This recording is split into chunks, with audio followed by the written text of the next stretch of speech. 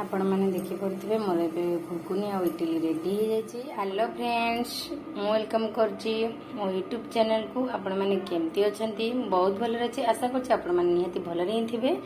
आज आपण मान सहित शेयर करी घुगुनी आ इडली। देखो चाउल मुझे चाउल 2 कप आओ बिरी भी बतुरई सारी 3 ରୁ 4 घंटा को बतुरिया छाड़ीदे। एठी भी घुगुनी बनाया मटर भी एठी पानी भिजै सारी। मु आपण मान सहित शेयर करी केमिति प्रस्तुत करा इडली घुगुनी। वीडियो को जमा स्किप करंतुनी, फास्ट लास्ट पर्यंत निश्चिंत देखो। जदि भल लगे तो मो वीडियोटी लाइक करेंगे, शेयर करेंगे, सब्सक्राइब करने को बिल्कुल देखो। सांग मैंने चाउल बिरी के भी भल से धोई सारी एवं ग्राइंडिंग करनबा। देखो सांग मैंने मुझे ग्राइंडिंग कर सारी। चलतु आम किसी सुजी ऐड करवा।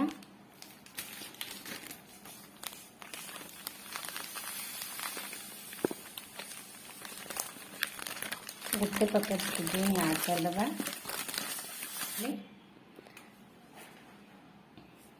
लुण भी स्वाद अनुसार लुण ऐड करवा। सोडा भी टिके मिसेबा।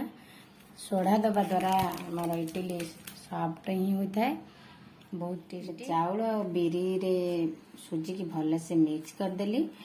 एबे आगु किसी समय आम रखीदबा। आम ए आलू मटर को 2 ରୁ 3टा सीटी देदबा। ये अदा पियाज रसुण रेडी कर दे मसला पाई।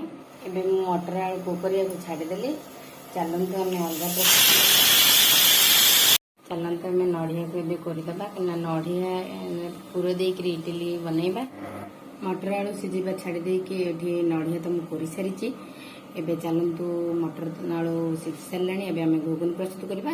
सांग मैंने मटर आलू सीझे सारी।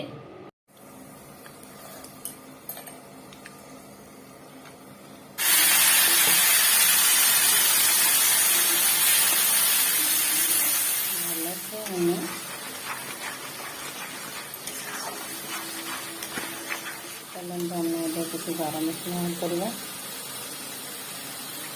ये तो मसला हो आसला। चलते आम मटर को ऐड करदे। मटर को चलते आम पानी ऐड करदे। एबे मु तरकारी फुटवा को छाड़देली। एबे देखो इडली छांच बसई चलते आम इडली प्रस्तुत करवा। चलते आम नड़िया किसी चीनी दे पूरा तैयारी करदे।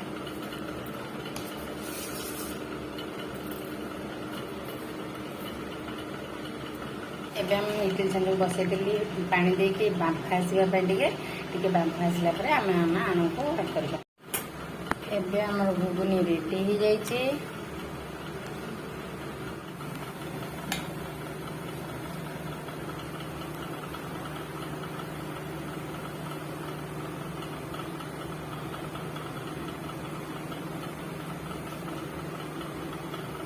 आपण मैंने देखी पारे मु इडली सीझी सारी बाहर काढ़ी सारी।